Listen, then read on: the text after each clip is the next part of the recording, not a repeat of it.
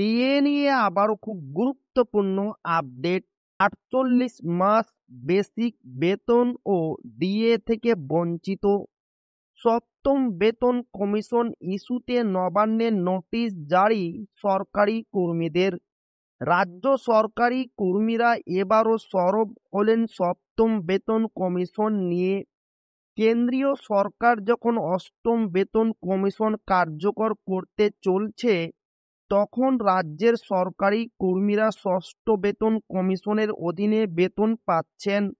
সপ্তম বেতন কমিশন গঠনের দাবিতে রাজ্য সরকারি কর্মীদের সংগঠন ইউনিটি ফোরাম নবান্নে সম্প্রতি একটি চিঠি পাঠিয়েছে। আইনি নোটিশটি মুখ্য সচিব ও অর্থ দপ্তরের মুখ্য সচিবকে পাঠানো হয়েছে।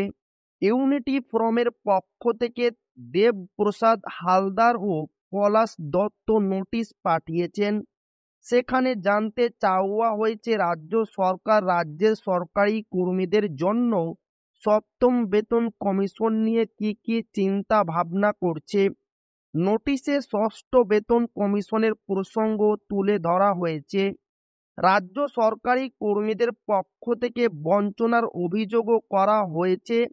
ষষ্ঠ বেতন কমিশন প্রায় 4 বছর পরে 2019 সালের সেপ্টেম্বর মাসে জমা পড়েছিল। সেটিতে একাধিক অসঙ্গতি রয়েছে।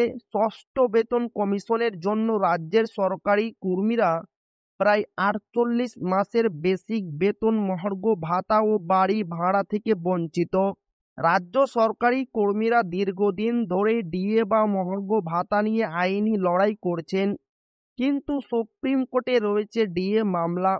কেন্দ্রের তুলনায় রাজ্যের সরকারি কর্মীরা প্রায় 40% ডিএ কম পাচ্ছেন।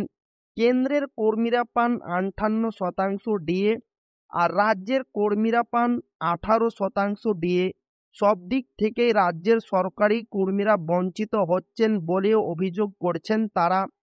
তো এই ছিল ডিএ নিয়ে খুব গুরুত্বপূর্ণ আপডেট, যা আপনাদের মাঝে শেয়ার করলাম। ভিডিওটি ভালো লাগলে অবশ্যই আপনার বন্ধুদের শেয়ার করবেন, যাতে তাদের উপকার হয়।